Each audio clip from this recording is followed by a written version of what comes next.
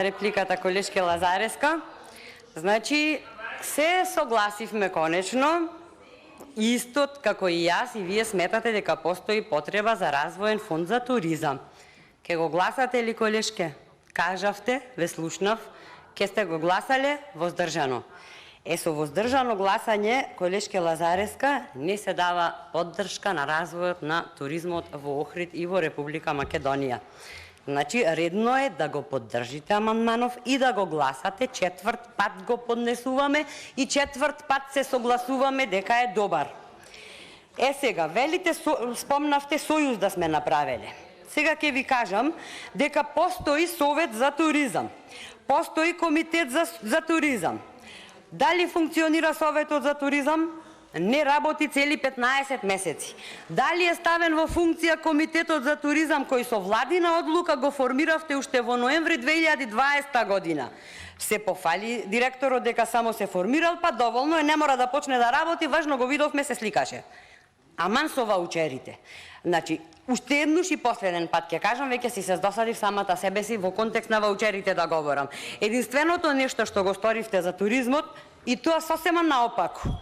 Сега ќе ви кажам каков беше ефектот од ваучерите. Според Државниот завод за статистика, туристичките агенции, организатори на патувања и останати резервацијски услуги и дејностите поврзани со нив во 2020 година забележаа пат од 99%. Што значи тоа? Тоа значи дека потврливте во донесувањето, во обемот, целокупниот концепт на осмислување на мерките во туристичкиот сектор, кои ниту беа навремени, ниту беа доволни, ниту пак ја надоместија штетата која што ја претрпе туризмот.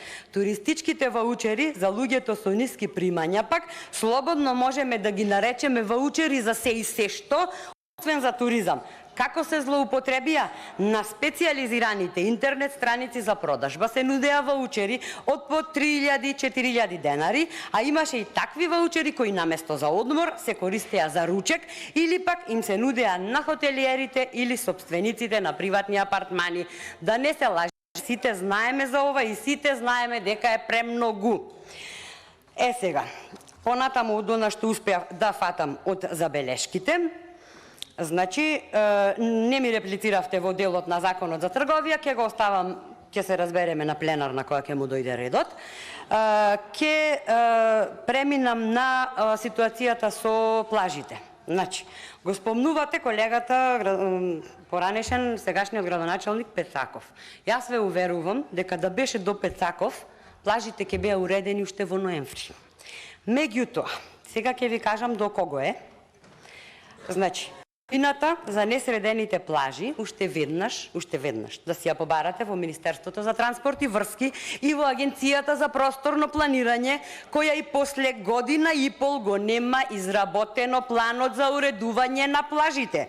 Градоначалникот и локалната самоуправа воопшто не се виновни за тоа што централната власт никако да ја заврши изработката на урбанистичкиот план во заштитеното подрачје на езерото.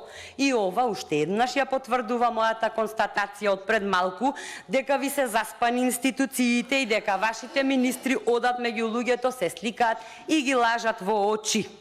После Бектеши и Бочварски се нацрта пред камерите, добро е, ги видовме двајцата, се сликаја, сега да видиме резултати, не сакам да ги споменувам двајцата.